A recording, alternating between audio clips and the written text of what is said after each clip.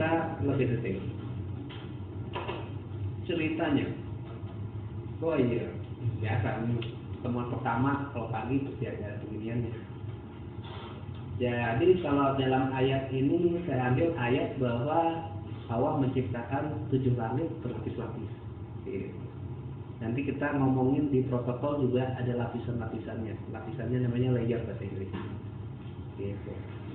Jadi suatu model yang sama dengan model alam. Ya, iya. Model alam itu ya kenapa berlapis-lapis? Pasti ada suatu maksudnya. Ada suatu tahapan, ada suatu bagian, ada suatu hal yang bertingkat. Allah sudah menciptakan kayak gitu. Kita di manusia juga ternyata dalam perjalanannya kita melakukan sesuatu dengan cara yang begitu juga, meniru apa yang sudah diciptakan untuk kita. Oke, kita lihat. Pertama kita ngomongin tentang komunikasi. Kalau dalam jaringan komputer, komunikasi dalam sistemnya itu bisa beda-beda. Mulai dari komputernya kita pakai laptop jenis PC ya, mungkin sama orang pakai Apple, satunya lagi orang pakai gadget Samsung, satunya lagi orang pakai nggak tahu device apa gitu kan. Sebenarnya sistemnya beda-beda gitu, tapi mereka harus bisa saling komunikasi. Nah, komunikasi antar yang berbeda-beda itu tidak hanya ngalirin informasinya aja. Saya misalnya mau ngirim tulisan halo, HALO, saya ngirimin ke komputer yang di sana bukan cuma huruf H, A, L, O. Dalam realnya, ketika dalam kabelnya itu banyak paket data lain, informasi lain selain tulisan halo. Jadi banyak tambahannya sebenarnya supaya ini bisa nyampe ke sana. Gitu. Nah, tambahan itu terjadi karena kita harus ngikutin suatu aturan. Aturan itu namanya protokol. Jadi kalau jaringan sekarang kebanyakan pakai TCP/IP, kita harus ikut tuh. Yang membuat perangkat jaringan harus tahu gimana komunikasi pakai TCP/IP. Karena kalau kita nyeleneh, nggak pakai aturan yang sudah baku gitu kan, ya kita nggak bisa koneksi sama yang lain. Gitu. Contoh gitu. Dalam kehidupan manusia sampai kayak orang ngomong aja, protokol itu misalnya bahasa. Antar node itu berarti antar komputer besar. Pokoknya node itu adalah titik di dalam jaringan. Bisa dalam jaringan itu ada titik. Perangkat, biasanya perangkat. Bisa komputer, bisa router, bisa hub, gitu kan? Itu node semua namanya. Nah, contoh dalam hal manusia protokol adalah bahasa. Saya ngomong ke kamu pakai bahasa Indonesia. Kita berbicara dan mendengar pakai bahasa yang sama sehingga saya bisa menyampaikan, kamu bisa mengerti. Itu protokol namanya. Gitu. Kalau saya pakai bahasa yang lain, misalnya pakai bahasa Cina, kamunya nggak ngerti, kamunya bahasa Jawa doang misalnya gitu kan, nggak pernah bisa nyambung tuh. Karena berbicara dan mendengar dalam protokol yang berbeda. Gitu. Contoh manusia seperti itu. Protokol itu harus mendefinisikan apa, bahasanya apa saja yang dikomunikasikan, caranya gimana, bentuknya gimana, sampai kapan, tektoknya itu harus ketahuan juga gitu kan. Saya nanya, gimana, apa kabar? Kalau ada nadanya kayak gitu, berarti kamu udah ngerti bahwa saya nanya, kemudian kamu jawab, baik, alhamdulillah. Gitu. Nah, itu kan kapan menjawabnya udah ngerti. Kalau saya lagi nyerocos angin, ya kamu dengerin. Gitu. Jadi ada kapan. Dia itu harus komunikasi. Ada timingnya, ada nanya, baru jawab. Ada jelasin, berarti dengerin aja. Gitu, misalnya kayak gitu. Nah, itu protokol. Standar protokol berarti standar yang jadi acuan supaya antar perangkat itu bisa saling berhubungan dan harus sama dan harus terbuka. Nggak bisa tertutup. Misalnya kita punya protokol diem-diem, kayak protokol diem-diem, kayak ghost protokol, bukan ya? Protokolnya nggak diketahui sama perangkat lainnya gitu kan. Jadi yang bisa ngomong cuma dia sama dia aja. itu protokolnya agen rahasia berapa gitu. Nah itu yang lain nggak tahu gitu kan. Nah yang namanya komunikasi biasanya harus terbuka supaya bisa saling berkomunikasi, sehingga yang membuat perangkat itu produsen ya juga nggak bingung. Ada produsen ngebuat modem, ada produsen membuat Ethernet card-nya, akses pointnya, wireless-nya, semua beracuan pada protokol yang sama, yaitu cara mengkomunikasi data pakai TCP/IP misalnya gitu. Kalau mereka nggak ngerti, ya berarti alatnya nggak bisa dipakai gitu. Nah standar itu harus ditentukan oleh badan yang sudah bisa diakui secara internasional biasanya. Kalau zaman dulu pertama kali itu namanya adalah ISO, sampai sekarang juga ISO ya. Cuma ISO sekarang kan standar kualitas. Kalau ISO zaman dulu semua dia ngatur semuanya tuh. ISO itu International Standard Organization. Dulu dia ngatur semuanya, termasuk buat komputer. Komputer cara ngirim datanya gimana dia ngatur juga. Sekarang dia. Nah menurut dia sebaiknya dalam suatu komunikasi ada 7 layer, 7 lapisan dalam komunikasi. Gitu. Nah ini diapalin ya, dari paling bawah physical sampai paling atas application. Physical, data link, network, transport, session, presentation, application.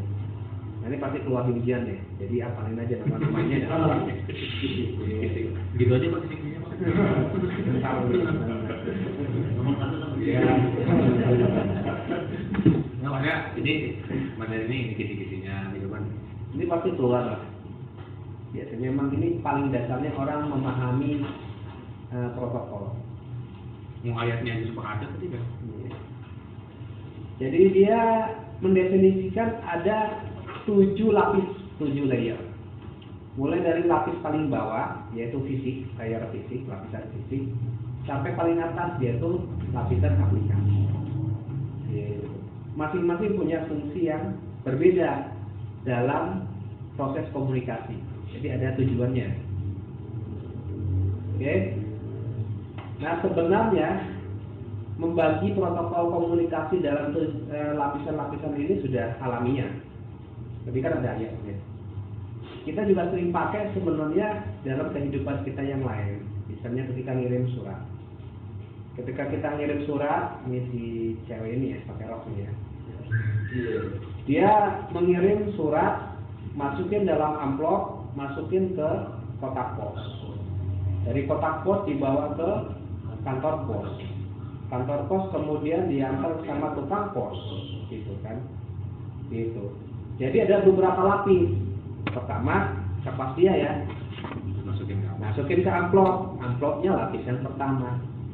Kemudian masukin ke kotak pos. Kotak pos itu lapisan keduanya.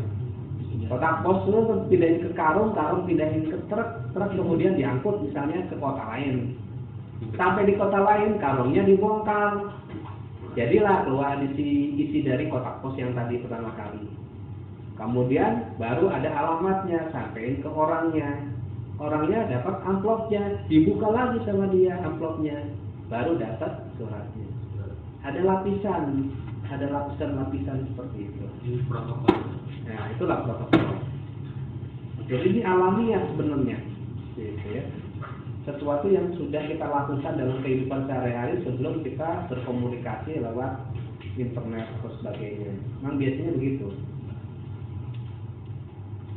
Jadi tujuan kita ngarungin, tujuan tukang pos ngarungin kan supaya dia bisa diangkut pakai truk. Sedangkan tujuan kita ngamplopin supaya itu jadi satu isi, kemudian ada tujuannya siapa, ada darinya siapa. Gitu. Kita nggak biasa langsung utuh-utuh tulisannya apa gitu kan, langsung kirim ini, langsung masukin juga. Postcard Pak? Oh postcard bisa ya postcard.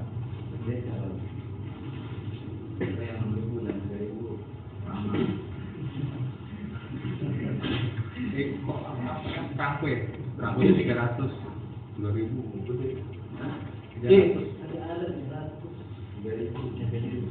Kalau dalam protokol OSI kan ada 7 nih.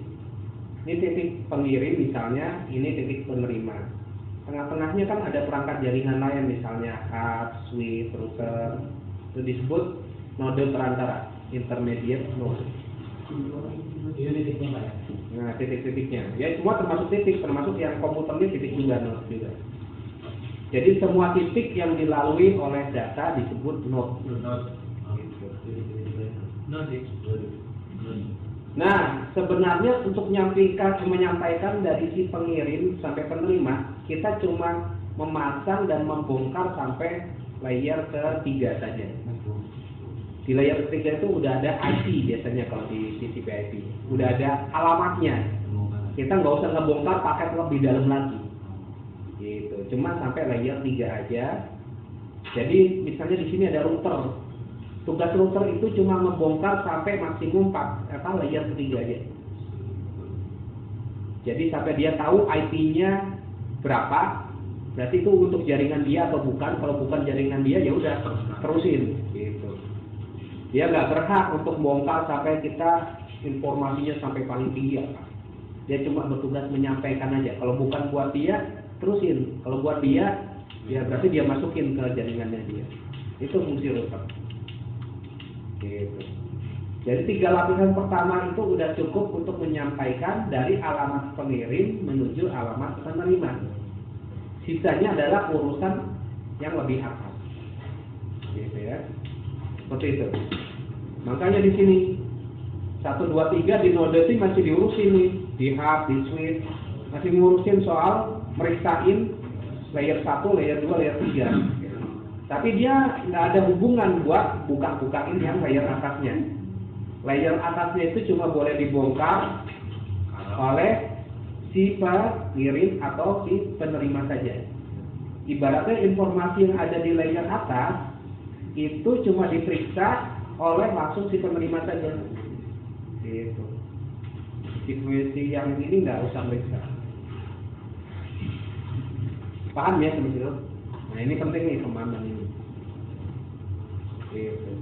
Sehingga hubungan dari layer 4 ke layer sampai layer 7 itu ibaratnya hubungannya udah peer-to-peer aja. Kalau 1, 2, 3 masih bisa client server, ada yang perantara di tengahnya. Tapi layer 4 datanya itu ibarat data peer-to-peer saja. Data di layer 4 ini ya hanya untuk layer 4 di penerima. Nggak ada di tengah-tengah yang boleh ngebongkar. Gitu. Tuh dia. Nah, data yang dibongkar-bongkar itu apaan sih? Itu tambahan data. Misalnya kita ngirim halo pakai komputer. Aplikasi. Layer 7 aplikasi nambahin sedikit tambahan. Ini paket halo dalam file X loh, kata dia. Nah, jadilah ada tambahan data menunjukkan dia nomor berapa dalam file misalnya. Kemudian di layar bawahnya, ini dalam seksi yang ini loh, tambahin lagi. Ini tambah ini, dibungkus lagi sama header. Itu header. Header layer 6. Sama di bawahnya layer session ditambahin lagi informasi sessionnya misalnya. Session ya? Ya session. Ini presentation, ini session. Ditambahin header untuk layer kelima. Jadi tambah banyak aja datanya. Kemudian di layer 4 ditambahin lagi. Tambahin lagi. Jadi panjang banget. Tambahannya banyak. Tambahan yang di sini itu supaya dia bisa nyampe ke node selanjutnya. Ke physical node berikutnya, gitu kan? Dia nggak ngurusin ini alamat ID-nya berapa, pokoknya ini nyampe ke titik berikutnya, siapa titik berikutnya? Oh hub, ya udah, ini urusan hub, urusan komputer kita sama hub itu informasinya taruh di header yang paling bawah, gitu. Baru kemudian yang atasnya ini urusan apa lagi? Nah, yang bawah, yang 3 sampai 3 bawah ini bisa dibongkar sama perangkat-perangkat jaringan. Tujuannya supaya dilihat ini buat dia atau bukan. Kalau bukan diterusin aja ke yang lain. Tapi yang atas ini biasanya urusan software. browser kita, komputer kita dan sebagainya, dia yang ngebongkar-bongkar. Nanti baru terakhir disampaikan ke aplikasinya, misalnya ke Mozilla Firefox. Oh ini paket buat Firefox, ini paket buat apa? Buat chatting, buat ICM, ini paket buat FTP misalnya. Gitu. Jadi tambah ke bawah bungkusannya makin besar banyak. Nanti tinggal dipretelin aja sampai akhirnya dapat data aslinya yang ini. Gitu. Tambahannya kalau di depan namanya header H, kalau di belakang namanya tailer T. Tail itu buntut, header itu kepala. Kalau ular ada kepala dan ada buntutnya. Gitu. Biasanya nambahin tailer cuma sampai lapis kedua aja. Nambahin data di belakang tailer itu berarti. Cuma sampai lapis kedua aja. Kalau header selalu ada di depan. Gitu. Jadi taruh di depan supaya langsung ketahuan ini tujuannya siapa. Kalau taruh ke belakang keburu dapat semua datanya baru ketahuan tujuannya siapa, kan percuma. Mending di depan aja langsung. Jadi pas datang satu persatu kelihatan alamatnya dulu. Oh bukan buat saya, nggak usah diterusin. Gitu. Cuekin aja datanya misalnya gitu. Ini ringkasan fungsi masing-masing layar dalam bahasa Inggris. Layar fisikal untuk mengirim melalui suatu media, misalnya kabel lewat udara atau lewat apa gitu kan. Itu berarti menentukan kalau lewat kabel tegangannya harus berapa, panjang bitnya kayak gimana pulsanya dan sebagainya. Kalau data link itu ngurusin frame. Jadi data itu dikelompokkan dalam bentuk satu frame namanya. Dikelompok-kelompokkan. Satu file kita itu besar, biasanya dipecah dalam beberapa paket. Paket dipecah lagi dalam beberapa frame gitu kan. Ngirimnya kecil-kecil. Banyak lewat jalur mana aja. Di titik sana dikumpulin lagi, dikolek, disambung-sambungin datanya gitu modelnya. Jadi titik sampai 130 lagi itu di data link juga. Sampai network enggak, di atas tuh digabunginnya dari layer 4 ke atas. Dari session ya, transport. Dari transport ke atas tuh baru. Itu baru peer-to-peer ya. Baru gabungin. Peer-to-peer. Oke. Sampai layar network itu tujuan utamanya cuma satu. Gimana paket ini bisa nyampe dari sini pengirim ke penerima. Network. Lewat network. Nanti tugas nyatuin balik lagi jadi satu kesatuan penuh itu urusan layar 4 ke atas. Gitu ya. Nah, layar network itu ngurusin paket, alamat, tujuan gitu. Transport itu memastikan bahwa paketnya semua lengkap. Yang dipecah-pecah tadi kemudian diabsenin sama dia. Oh ada semua nggak? Oh ada gitu kan. Kemudian baru dicopot-copotin, kemudian disatuin. Pas disatuin itu di aplikasinya mungkin dibagi dalam session-session. Kemudian ternyata di encrypt atau di kompres, nggak harus dibalikin lagi. Yang terakhir baru dikasih ke aplikasi nanti datanya. Kayak gitu. Prosesnya tadi gimana? Prosesnya tadi gimana? Jadi aplikasi itu mungkin pas ngirim data dia bagi dalam beberapa sesi dalam beberapa sesi. Jadi session dibagi lagi dalam paket dibagi lagi dalam frame isinya bit-bit gitu. Jadi dipecah-pecah banyak gitu. Ini kalau bahasa Indonesia lah. Bahasa Indonesia. Gitu. Analogi masing-masing layar. Ini layarnya bahasa Inggris. Ini fungsinya bahasa Indonesia.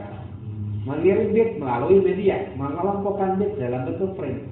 Pengiriman dari node ke node. Node yang dilewat itu bisa dinamakan juga hop. Dari hop ke hop. Ini contohnya kayak gini. Sampai terakhir menghubungkan aplikasi yang membutuhkan pengiriman data dengan sumber daya jaringan. Oke. Nah, saya kasih analogi begini. Kita misalnya di kantor nih, di STT Nurul Fikri. Saya mau ngirim barang. gelas ada tutupnya sama ada sendoknya misalnya gitu.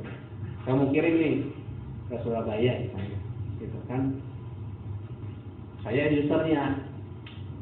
Kemudian ada tugas layer aplikasi. Layer aplikasi itu kayak bantuan umum, kayak OB gitu kan, yang tugasnya ngebantuin kita. Saya tinggal ngomong dia, ini ada alamatnya ini, tujuannya ini, kalau gelas ini masih bentuk gelas nih, kamu kirim ke sana. Mungkin dulu. Oke. Nah sama dia kemudian dibawa ke bagian umum. Kemudian disusun. Ini kan gelas masih utuh, apa-apa ada tutupnya di atas sama dia. Kemudian disusun dalam kardus mungkin. Ya nggak mungkin utuh-utuh kayak gini juga, sebenarnya mungkin disumpel pakai kertas supaya itu kayak nggak kocelak gitu kan. Nah itu bagian si presentation. Kemudian si session itu bagian ngemasnya, ngebungkusnya jadi box, gitu kan. Terus nempelin alamatnya, darinya kepadanya, itu session.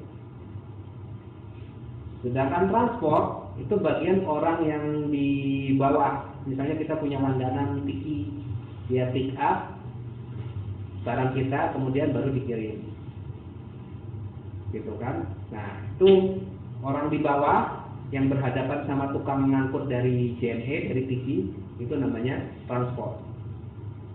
Petugas tikinya yang di lapangan itu namanya network. Dia yang menyampaikan ke kantor atau ke tiki JNE ke Tomang gitu. Tomang. Nah di Tomang sama orang-orang tiki JNE kemudian disortir barang. Ini ada ke Sumatera, ini ada ke Surabaya, ini ada kemana disortir. Yang Surabaya dikumpulin semua taruh dalam karung, dalam kargo apa karung lah, gitu kan. Nah itu tugasnya sih dataling. Gitu. Oke. Nah, kemudian setelah di karung-karung dibawa ke pesawat ke Surabaya. Nah, pesawat Surabaya itu adalah fisikalnya. Dia benar-benar angkut paketnya semua. Gitu kan. Tuh, dari atas ke bawah. Dari pengirim sampai ke bawah dulu. Nah, ceritanya dari Surabaya kemudian nyampe. Berarti kita nerangin dari bawah dulu sekarang. Truknya, pesawatnya atau truknya nyampe di terminal atau di bandara. Gitu kan? Tugas fisikal selesai. Dia cuma nyampein ke bandara. Kemudian dibawa ke gudangnya JNE sana, kemudian disortir lagi. Oh ini yang ke mana sih Surabaya nama daerahnya? Surabaya Timur, Barat, Utara, Selatan gitu kan? Itu kan sortir lagi. Nah itu tugasnya sih dataling. Kemudian setelah disortir kan dibawa tuh sama petugas JNE yang pakai motor. Ada tasnya kiri kanan 2 biji itu biasanya penuh gitu kan. Nah itu si network, petugas lapangan selalu si network. Dia itu pasti bermodalkan alamat dari paket. Ini ke alamat mana? Nah dia kerjanya pasti begituan. Kalau petugas lapangan tuh. Itu network.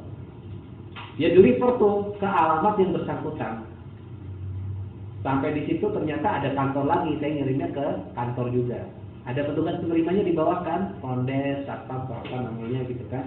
Itu penerimaan barang, itu transport. Udah, tugas si petugas lapangan selesai. Nah ini tinggal urusan orang di kantor sana. Nah dikasihin ke bagian session. Bagian session itu bagian ngecek.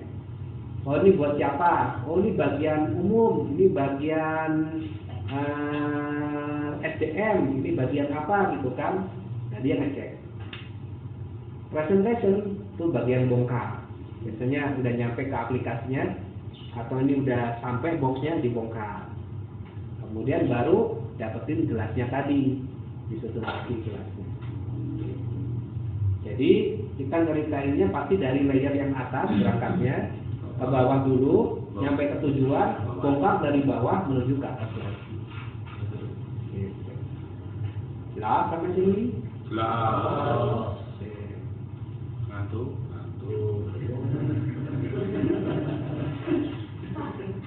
Oke.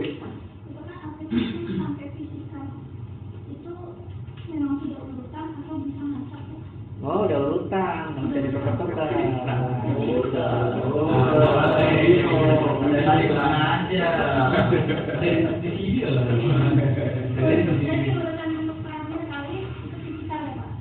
Ya, yang paling bawah itu fisikal. Lagi Pak. Nah, ini Pak. Yang paling awal dan paling terakhir pasti aplikasi. Kita di sini pakai browser misalnya, gitu kan. Nah ini aplikasi servernya misalnya, nah itu yang paling ujung. Paling ujung pasti nomor 7, sama-sama nomor 7. Jadi dari pengirim ke bawah dulu, sampai paketnya tebel kayak begini, tambahin header, baru dikirimin gitu kan. Dari situ baru dibongkar lagi, dipretelin sampai dapat datanya apa. Gitu. Jadi turun data. Nah karena datanya besar, sedangkan ditambah-tambahin, kita kan selalu ngirim D7 ini mungkin cuma pecahannya aja. Kita ngirim misalnya file besar, nah 5 mega misalnya, pecah jadi kecil-kecil, masing-masing paket ditambahin header. Jangan utuh-utuh besar, kita nggak pernah ngirim paket utuh-utuh besar terus tambahin header kegedean. Pasti pecahannya kecil-kecil, tambahin header jadi agak bengkak dikit, baru dikirim. Di situ pretelin, dapat satu bagian doang, terus disusun tuh yang dipecah-pecah lagi, jadi satu file utuh lagi. Gitu. Pak, Yo. jadi kalau misalnya ada proses transfer, ada yang di blok itu pada layer yang mana Pak? Sebenarnya bisa mana aja, cuma tugasnya yang ngecek apakah utuh apa enggak, semuanya lengkap apa enggak, ini urusan si transport. Dia kan bagian pengecekan nih, bagian penerimaan barang, gitu kan? Nah, sekaligus ngecek dia. Jadi dia menjamin proses pengiriman yang dapat diandalkan. Kalau ternyata ada paket yang hilang, misalnya dipecah jadi 100 paket. Kalau paket hilang berarti dia nyari lagi Pak, ambil kamu. Kalau hilang dia minta lagi. Minta lagi. Saya kan merugi Pak kalau bilang jadi. Kan mintanya sebagian doang kecil. 100 paket nomor 67-nya hilang. Dia langsung minta lagi ke pengirim. Gitu. Jadi supaya dia itu bisa lengkap lagi. Nah, jadi tugasnya si transport menjamin proses pengiriman yang dapat diandalkan. Yang ngecek apa lengkapnya. Ini contohnya ya. X ini berarti bisa router nih. Jadi sampai layer 3 physical data link network itu dipasang dan dibongkar semua di setiap node. Router pasti melihat itu, dia ngebongkar sampai IP-nya berapa. Tapi atas-atasnya nggak diutak-atik sama dia. Jadi perangkat jaringan yang di tengah, hub, switch, router itu cuma ngurusin ngebongkar sampai 3 layer yang bawah aja. Urusan atasnya dia nggak utak-atik, gitu, tidak memproses. Oke. Dari komputer kita ke router atau ke hub dulu, itu berarti satu hop to hop. Jadi dia nyambung ke router yang lain, atau dari hub ke router, itu hop yang lain lagi. Hop to hop, kalau apa, kita reset kan ada hopnya tuh. Ini kemana dulu, ini kemana dulu, ini kemana dulu, terus baru nyampe. Berarti apa? Reset ya. Di apa, di minus atau di Windows. Kelihatan kita mampir ke mana dulu pakai kita. Oke, jadi bongkar pasangnya cuma sampai layer ketiga saja. Nanti kalau udah nyampe tujuan, baru bongkar pasang untuk yang layer atasnya. Nah, prosesnya ya udah, misalnya ada datanya, kemudian ada alamatnya. Nyampe ngelewatin satu titik, di situ ada cabangan. Kemudian ya diperiksa sama perangkat yang ada di situ, misalnya ada router atau. Nah sebenarnya semua paket itu bisa mampir di setiap perangkat jaringan, tinggal dicek aja. Itu buat dia nggak? Kalau bukan buat dia nggak diambil. Gitu. Oh ini tujuannya adalah 87, asalnya dari nomor 10 gitu kan. Sempat mampir ke sesuatu yang alamatnya 28, cuma 28 ngerti ini kan tujuannya 87 bukan buat saya, ya udah dia cuekin. Paketnya juga jalan ke 53 sama 53 nasibnya ya serupa juga, di drop, ini bukan buat saya. Nah di komputer 87 sama interface jaringannya, ethernetnya, oh ini buat saya, ya berarti saya ambil gitu. Kayak gitu. Ini contoh di topologi bus. Ya, ini kan topologi bus. Jadi kalau itu nggak identik semua dong Pak, setiap pakai data. Berarti kan kalau kayak kita mengirim paket tadi kan alamatnya itu kan selalu di depan. Berarti semua data-data yang ditransfer itu juga nggak semuanya dicek kan? Jadi lihat depannya aja, oh ini bukan lewatin. Nah, lihat headernya aja. Ini headernya bukan buat dia, lanjut. Gitu. Ngapain ngurusin dalamannya, kan bukan buat dia. Jadi bisa buat perangkat itu juga Pak, begitu. Wow. Jadi kelihatan alamatnya, penasaran nih isinya gitu. Oh ya, itu berarti kita buat sesuatu yang khusus. Biasanya alat-alat surveillance, tapping gitu kan. Dia ngambil-ngambilin paket tuh. Di jaringan sih, paket kita pasti bisa mampir kemana aja di jaringan. Tinggal perangkat jaringannya emang didesain ngambil yang punya dia atau ngambil semuanya. Gitu. Kalau perangkat yang buat tapping mata-mata itu kan dia ngambil semuanya, disimpenin sama dia punya orang. Berarti apa namanya Pak? Keywordnya diperbanyak gitu kali Pak? Bukan hanya iya, alamatnya ya dari siapa aja dia ambil gitu. Nah dia rekonstruksi sendiri. Oh ini ada yang ngirim nih paketnya kayak gini. Oh ini data apa ya dikira-kira masih. Ada kemungkinan berarti di dalam header itu bermacam-macam. Iya, di dalam header ya ada alamatnya, ada nomor-nomornya. Nomornya buat dia atau bukan? Kayak di upload kan berarti ada nomor rumahnya gitu kan. Kayak gitu. Nah, defaultnya perangkat yang diproduksi pabrik, ya kerjanya harus gitu, menerima yang hanya untuk dia dan ngedrop, tidak nyuekin yang bukan buat dia. Defaultnya gitu. Kecuali perangkat yang khusus dibuat untuk badan intelijen, nah, dia ngambil-ngambilin yang lain. Kalau kerjanya gini Pak, kalau kan kita kan ada rumah namanya rumah susun, itu alamatnya 1 gitu kan. Nah, sama kayak gini namanya data ternyata tambah 1 yang dituju ternyata di situ karena banyak kan, ada nggak kejadian gitu nyampe situ terus dia nyariin ini bisa Pak bukan 1111111 Nggak ada. Nggak ada ya. Jadi alamat di jaringan tuh harus persis sampai mesin terakhir siapa. Jadi sampai komputer terakhir yang dituju alamatnya apa itu harus definitif. Tidak Makanya ada standar itu tadi. Iya, standarnya udah sampai situ. Lama Pak. Bilang ya. Tahu aja. Ini masih jam 5 kan saya mau Bisa lihat pokoknya nggak berubah-ubah. Ya aja disuruh berarti. Oke. Seperti itulah terjadinya. Nah, sekarang kita cerita protokol TCP/IP. Ceritanya dari sejarah internet tadi, nah internet udah muncul duluan tahun 82, kemudian mulai diperkenalkan secara luas. Nah, model OSI tadi yang ada 7 lapis ini, itu baru terakhir datangnya. Orang-orang udah mulai gitu kan, terus gimana bagusnya ya gitu kan, terus buat standarnya gitu kan. Jadi ini standar di mana ketika itu sudah ada TCP/IP, udah ada protokol yang sudah diaplikasikan, baru kemudian standar bagusnya gimana dibuat. Gitu. Jadi telat. Jadi tetap 7 layer ini pada kenyataannya tidak bisa menghambat TCP/IP. TCP/IP kemudian merambah ke negara-negara di dunia dan ke seluruh dunia dengan standar yang dengan suatu protokol yang modelnya udah dibuat dari asalnya dia.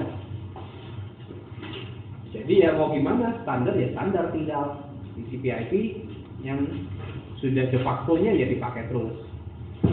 Di TCP/IP dia cuma sebenarnya ada 4 layer ya.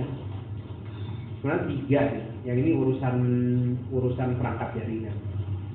Di mana 4 layer ini hanya mencakup 1, 2, 3, 4. Yang ini disatuin sama TCP/IP. session, presentation, application, buat apa dibeda-bedain gitu kan? Dia disatuin namanya application. Jadi sebenarnya TCP/IP karena dia lebih dulu dibuat dan ngikutin OSI gitu. Dan karena dia yang paling banyak dipakai ya orang nggak bisa nggak bisa merubah dia ke harus jadi dipaksain 7 kayak gini. Ya orang tetap aja pakai standar yang ini sampai sekarang. Terus OSI dipakainya apa? Buat belajar aja. Buat kamu belajar. Iya. Ya itu model bagus lah gitu kan. Cuma pada kenyataannya TCP/IP udah terlanjur meraksakan gitu. Kamu ada kemungkinan bisa dirubah nggak, Pak? Enggak. Kita hancurin aja dulu TCP/IP. Dunia sudah terlanjur menjadi begini gitu. dunia. Nggak usah dibalik-balikin seandainya dunia lebih bagus dan tertata gimana, udah jadi begini dunianya gitu. Jadi TCP/IP itu udah terlanjur, udah pakai aja gitu. Jadi apalan tadi masih yang tadi sudah hafal suruh dihafal tadi? Oh tetap buat kamu belajar gitu. Bahwa modelnya itu bagusnya kayak gitu. Cuma pada realnya de facto yang dipakai di seluruh dunia sekarang adalah TCP/IP. Dia sudah dibuat sebelum OSI datang gitu kan. Dan dia cuma mencakup 5 layer sebenarnya yang ada di OSI. Physical, data link, network, transport, yang ini disatuin. Namanya API gitu. Itu TCP/IP. Berarti kalau ngirim barang tadi kan ada yang bagian ngambil, kemudian ngebungkusin, kemudian bagian penerimaan di bawah. Itu kata TCP/IP, ngapain kayak gitu? Pokoknya ngirim kan, udah bungkus sendiri, bawa ke JNE kata dia gitu kan. Nah itu dia. TCP/IP kayak gitu tuh. Bisa nggak? Jadi kalau butuh, bungkus sendiri semuanya sampai jadi satu paket, baru serahin ke petugas JNE. Gitu kan. Jadi nggak usah macam-macam ke bagian umum dulu, bagian umum kemudian bagian ada yang ngemasin segala macam. Yang praktis-praktis saja gitu. Misal begitu. Itulah TCP/IP. Nah di TCP/IP gitu kan, protokol fisikal sama data link itu urusan dari perangkat jaringan. TCP/IP juga nggak banyak ngurusin, itu masing-masing lah. Yang punya wireless coba tentukan standar buat wireless gimana. Yang urusan kabel ya udah itu urusan para pembuat kabel.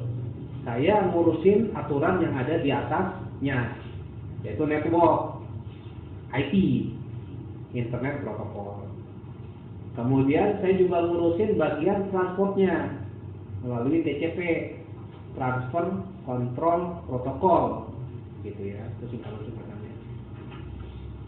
Terus bagian atas itu disatuin sama dia, yaitu urusan aplikasi. Kalau buat email, ngirim email SMTP. Buat ngedownload file dari server pakai FTP. Buat browser pakai HTTP.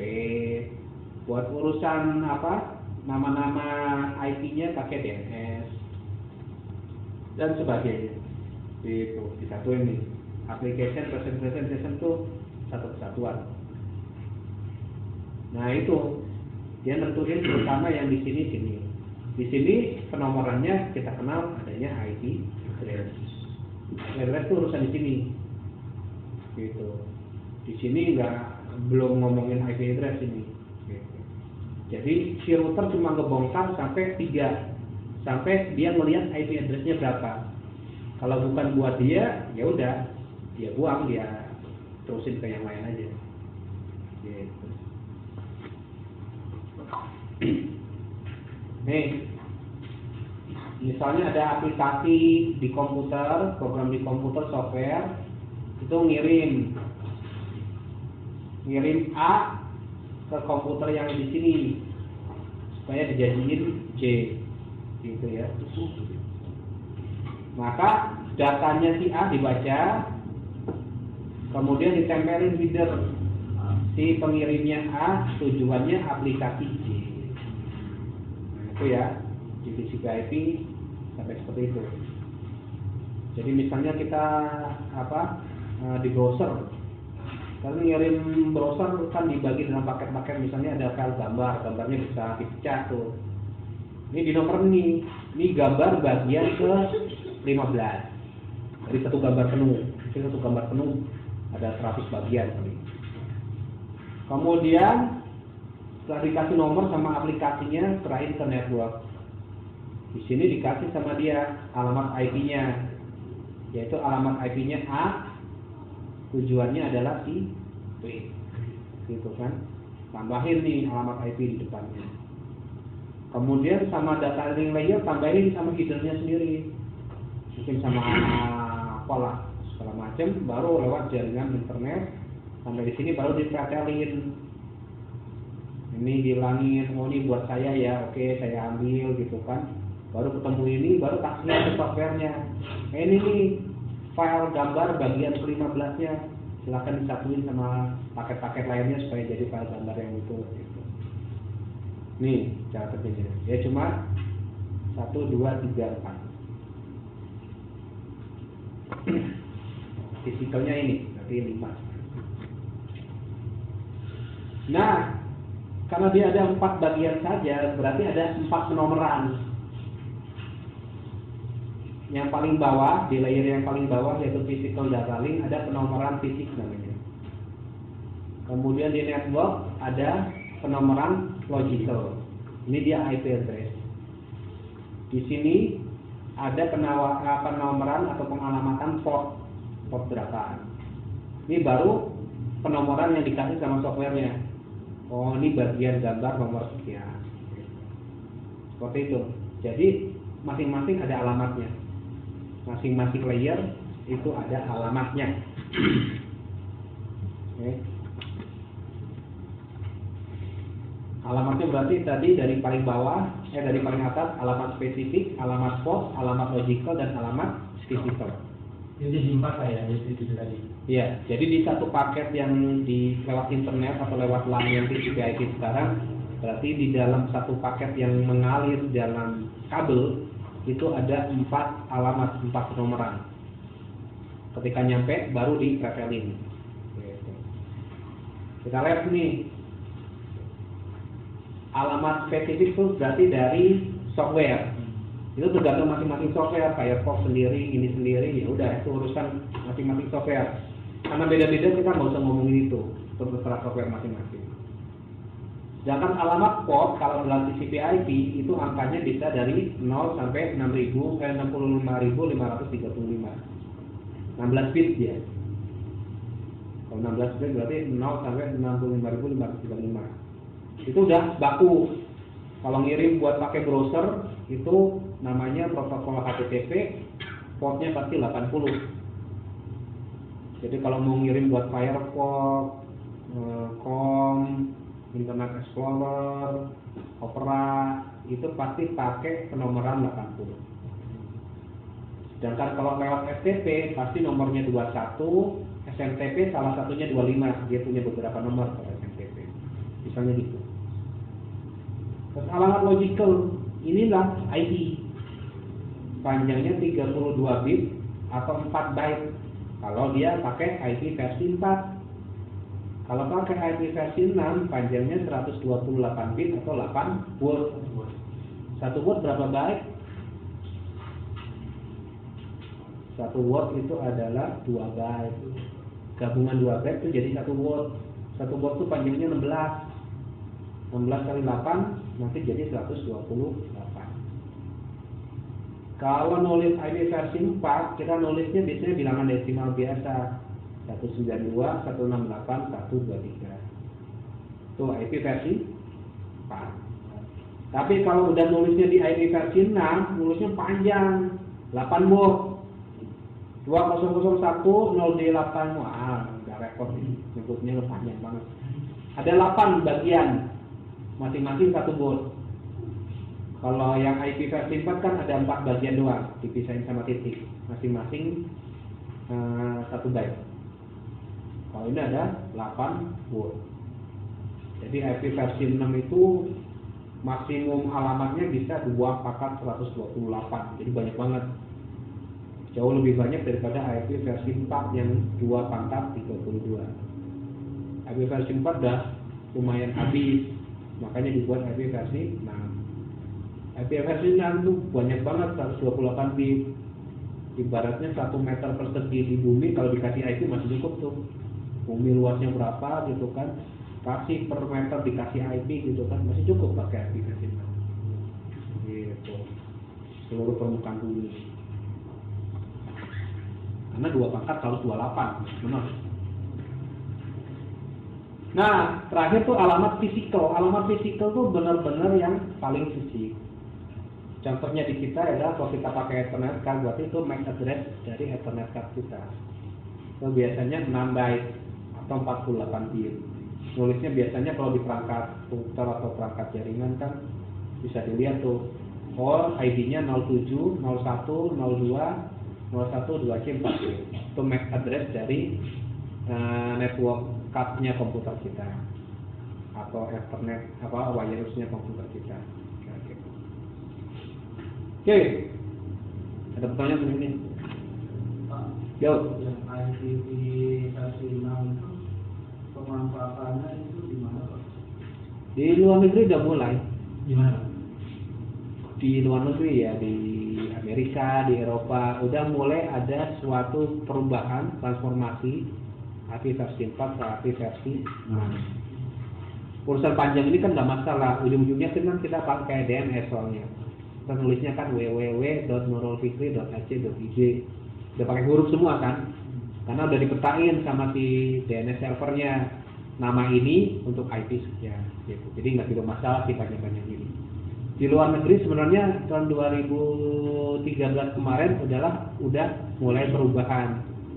Indonesia aja agak lama. Cuma kebanyakan perangkat tetap yang sudah dipakai masih banyak yang IP versi 4 dan belum support versi 6. Cuma Linux yang kita pakai, Windows yang kita pakai itu udah support semua drivernya ke versi 6. Jadi udah siap sebenarnya. Tinggal pemerintah kemudian mengumumkan gitu kan bahwa semua harus pakai versi 6 dan segala macam, kemudian mensosialisasikan. Nah itu yang belum di Indonesia. Kita mungkin masih agak lama menuju IP versi 6 karena pemerintahannya masih belum menunjukkan kepada jalannya benar. Saya cuma sendiri maksudnya. Belajar menghitung lagi dong, Pak. Iya, belajar menghitung lagi IP versi 6. Konsepnya sama. Pokoknya dia 128 bit jauh lebih banyak dia daripada yang IP versi 4. Cara ngitungnya sama. Kebanyakan perangkat jaringan yang diproduksi 2010 ke atas itu udah support IP versi 6. Termasuk gadget-gadget kita itu sebenarnya udah support IP versi 6.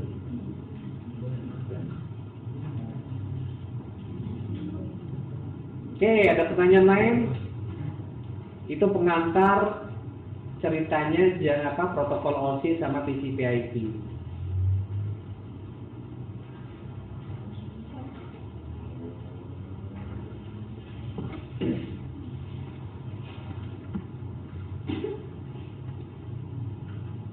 Nanti mungkin di pertemuan habis UTS kita ada sedikit ngitung-ngitung lah, subnetting, ngitung-ngitung IP, praktek sedikit lah.